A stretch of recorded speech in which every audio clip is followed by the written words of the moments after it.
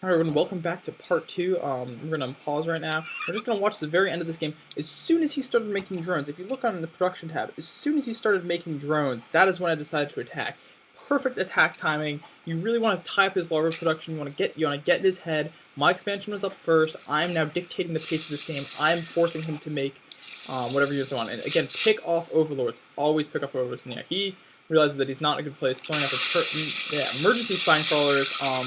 Another cool thing to note, when you have a Roach Hydra army and he has roaches, do not let your Hydras waste their DPS on roaches. Have them, like, DPS other things. Watch how quickly Hydras just kind of tear up lings. It's like, many of you are like, oh, well, that's kind of maybe, I don't know, those lings melted pretty quickly, those Hydras, so there's plenty of kills. And notice I attacked as soon as that +1/+1 upgrade was done. I was getting +2, playing for the long game, never... I'm not usually going to say go all in a battle, but it definitely doesn't hurt sometimes, and you just rally your hatcheries, just make lings, try to end the game right there. So we're going to go look at another game. Let's see, which one do I want to look at? We will look at... here's a good one. We're going to look at this game. It goes completely different. We have Shenny here in the, whatever this is, 3 o'clock, and we have... I'm going to mispronounce this, so I'll just call him Blue Zerg in the 9 o'clock. I'm going to speed it along. Metalopolis again. I was going to scout over here, see he's not in the close, well, they're not really close positions, they're actually pretty far positions, but I'm going to see that there's no creep, so clearly not there. I'm a little worried that he could be over here, and he could be doing some fancy 8 pool strat, but if you look at the production tabs, I'm going for a very safe 13 pool, and we're going to notice that he... He's also going for something very similar, grabbing Gimp Gas, which I think I do as well, yeah, so not quite smart there, grabbing the Gimp Gas. I'm sending out a drone scout. I see he's not over here. I feel a little bit better about seeing lings, and we're just going to look at some good timings. We're going to see a little Roach Hydra versus Muta Roach, Muta Ling, and just scouting around. I see his Roach Warren. I again feel same comment. Try to hide this Roach Warren, but his drone scouts it. So I can just chasing around that drone.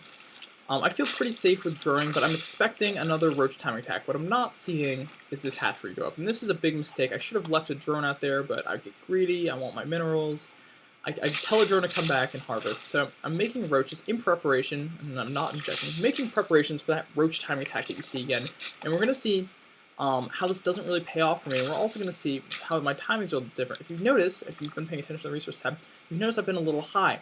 That is because I'm waiting with these lings to see these roaches coming so I can justify making 1 billion more roaches. And but for the time being, I'm just content with making drones because I'm waiting to see. I don't want to tie up my larva production. I'm waiting to see these roaches. So I'm saving a lot of resources. I throw down the second gas thinking, well, I have this like pretty high mineral count. I haven't even gotten ling speed.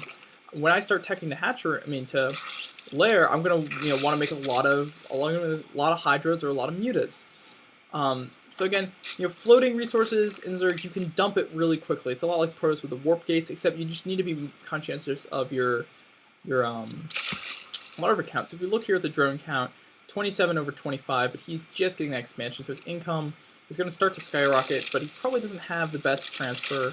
It's going to take him a while to get that income boost. And I see the expansion, and this is, usually in my mind, I'm behind now. I'm pretty certain I'm behind. He's getting good scouting on me. He can see my composition with this changeling. I'm behind on the expansion. I'm just taking up to lair now. You see, he's already at lair. So I'm behind, and it is, for me, in my mind, it's pretty justifiable to go Hydros right now. In case you didn't know this is a cool timing to note about, we're going to see in a second, actually. I said a little too early. Timing to note about the Spire when compared to the Hydrostat. So if you notice, his Spire goes down way before my Hydrostat even begins to go down. So I'm getting Evo Chambers because I like upgrades. I'm making some drones probably. Making Overlords because I'm an idiot and supply capped again. Or almost supply capped. I'm making some more roaches. I have a lot of roaches because I'm saying, oh, how long has he been on 2 bases for? I don't really know. I just saw it go up, and did he have workers there? Did he not? So if we look, his Spire is still going, still 54, 55 out of 100, and just now my Hydrosten's going up. But look how long it takes a Hydrosten to build, 40 seconds when compared to 100. So you can really, if you feel like he's going Mutalisks, which I did because he was on 2 bases for so long, a delayed Hydralis Den is not that bad at all. It builds incredibly quickly, and also Hydralis build, I believe, faster than Mutas. I'm not sure about that, but it'll definitely, the Hydralis will be in my base before his Mutas are in my base. So I'm feeling pretty good. I'm getting this +1 upgrade, and we're just going to note around 70. I'm going to start at around 70 food. I'm just going to see how this upgrade plays a role. So just note that this upgrade timing. I'm pumping out a bunch of Hydralisks, chasing away this Overseer. Get actually a really nice snipe on that. And he comes in with a pretty scary force. This is a fair number of Mutalisks and a Lion statue. So he's probably going to pick off my Lings on the towers. That would be the smart thing to do. I'm trying to get some Queens out, trying to get this upgrade in range.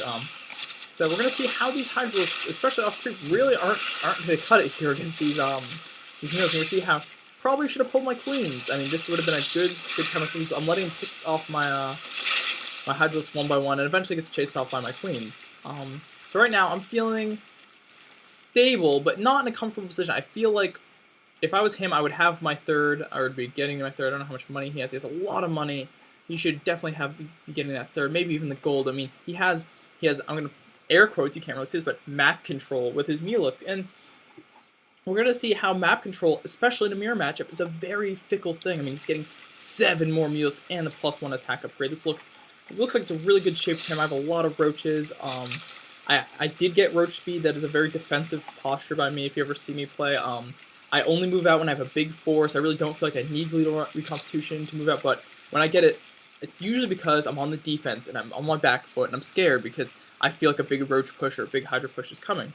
So, we're just spreading creep with the overloads. I do this instead of creep tumors because sometimes, especially in a Zerg vs Zerg, you want to get rid of the creep. You don't want all those speedlings in your base. You don't want spine crawlers in your base or something. So you move the overlords away and the creep just slowly fades. And that's just how I do it. You don't have to do the same thing. You can spread creep tumors if you want. And we're going to see something else. This is a really cool thing about mirror matchups is placement. Okay, in a Zerg vs Zerg, you do not have production buildings, of course. You have tech structures. I leave this exposed to Mutalisks. What does he do? He does the smart thing and snipes, does not go for the workers, so I can't make more Hydralisks. Very smart, and I don't think I'm able to save it. And yes, indeed it goes down. So, where should I push it? Key tech structures, where should they go? Here's a very safe spot. We're going to see when I rebuild it. I start to rebuild it here, and I end up rebuilding it over here. So, we're going to just see that in a sec. So I put it here. I'm thinking like, yeah, this is a smart idea, and then like, wait, no, I think he might come back. So I actually end up canceling it. There we go. And it's gonna go up right over here with this this worker. Yeah. Oh, return your minerals next time. Or I guess there's no next time for you. I'm getting my third. I'm panicking. This is kind of a panic mode. And then just note, we're just going back to note this really quickly. I'm getting the +2 upgrades. Just getting the +2 attack. It's going to be done around 100, 110, 120 food. I don't really know. We'll just see. Trying to chase off these Mutalisks, not splitting up my Hydralisks like I should. Because again, you can tell I'm playing a little panicky. My APM's probably a little low, yeah. Have a lot of extra love. I really need to be spending more. But I'm just confused. I don't really know what to do. What's he massing up in space? I don't have the best scouting information. This would have been a good time for me to sacrifice an Overlord. He's going Infestors. Really good combination. We're going to see in just a little bit what map control really means in a Zerg vs Zerg. And we're going to see what map control actually is. Yes, he has a very scary Mutalisk count. What are these going to do? These are going to kill my workers every which way. What do I have? I don't really have that much. I have a bunch of Roaches and a bunch of Hydras. And what am I doing? I'm making a bunch of Hydras. You think, well, Chenny, why are you making a bunch of Hydras? Why don't you just expand more? You just got this gold up. You should have already been transferring workers to that gold and rallying your workers there. And the reason is, I'm getting frustrated. I'm getting a lot of Mutalisk harass. I feel like he's putting up his, well, at this point, I think he's putting up his 4th base. But in reality, he just put up his 3rd. So a little bit, look at that, 2,000 minerals. Really doesn't have enough gas. And especially when you go Mutalisk, really gas-heavy build. When you go Roach Hydra, I mean, you can dump a fair amount of minerals into Roaches, which only cost 25 gas. So it's able, it's a little easier to keep your money low. He could be making more Zerglings. I'd really like to see an in-base hatchery. But if you actually look at his production tab, he's about to pump out 13 Roaches. So clearly, he either had in mind that I was going to attack him, or that he was going to attack me. And if he's going here to snipe off my gold, and at this point I have to rally all my crap over there. If you just notice that this is almost done, around 120 food. And of course, I don't think they take this out, but Again, they're causing me trouble, especially map control, taking out my Ling Scouts from the towers. What's the best thing to do in a situation like this? They're going to come in my base and start sniping overlords. My +2 is just about done. I have to rally my newly created Hydras to his base. What am I going to do? I feel like this actually is a prime time for me to attack. Mutalisks pretty awful in a straight up battle, especially against the high DPS of Hydralisks. And I just feel like map control, I mean, it's very relative. Sure, he can run around and harass like my stuff. I can only move out with a big force. But when my big force waltzes onto the field, he really can't do anything about it. We're going to see just how important is my game like this, how important just map control is and how fickle it is, and especially in a mirror match. It's just especially in a mirror match how fickle. Like, you think you have map control, in reality, what can you do to really stop this force, especially when the +2 upgrade is just completed. It's a perfect time for me to move out. And this is just a really good, one of my favorite timing attacks, 20 damage versus 16 damage, his +1 armor. It's really not going to do it. We're going to see some cool micro stuff here. If you notice, keeping some Hydralisks right here on this end, having more Roaches on one end, more Hydralisks on the other. Okay, we're just going to see what this does. So, getting a nice fungal off, he has good creep coverage, he has the Infestors. I'm just going to watch what these Hydralisks on this end do. So, when you have more high DPS units on one end, more tanking units on the other, what's going to happen is, these are going to be alive longer, and stuff over here is going to start to die, as these guys slowly get outnumbered and get killed. So, if you notice, the stuff on this end is starting to melt. We got a lot of green health roaches over here, and the ones over here are starting to get taken down pretty quickly. But these Hydralisks over here, as he tries to send in his mutas, again with this high bunch of units, I've quickly they've taken out their quota of units to kill. Like if we were to trade armies, they would have done their share. But now they're open to either come over here and help the roaches, or come over here and pick off these Mutalisks. So it's just a really cool thing. This is why I really like the new mid-game roaches and hydras and infestors. And if you see now, they've quickly destroyed the Mutalisks because they're so high DPS, and they can go back and look, finish off these roaches. These roaches are still tanking. They're still tanking. Well, really the Hydralisks are doing like the majority of the damage. So that's pretty much game. He doesn't really have anything to do. Just rally crap to his base, and he leaves the game. So I hope you guys just learned some interesting things. We're just gonna go over what we learned.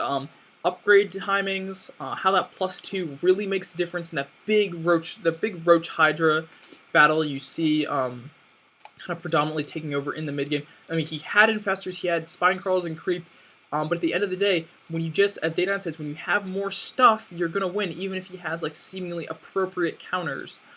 So just something cool. We talked about expansion timing, just attacking as soon as he went through one production cycle, making drones. We talked about scouting, putting things at the top of your ramp, and as Dana said, we should talk about going and fucking killing them. So I really hope you guys learned something. If you want to see more videos, I love talking about mirror matchups, but I also pretty competitive when it comes to team games, or just Zerg 1v1 in general. So thank you everyone for listening. This is Shenny. Leave your comments saying like what I could improve, what you'd like to see in the next episode, or I don't really want to call it an episode.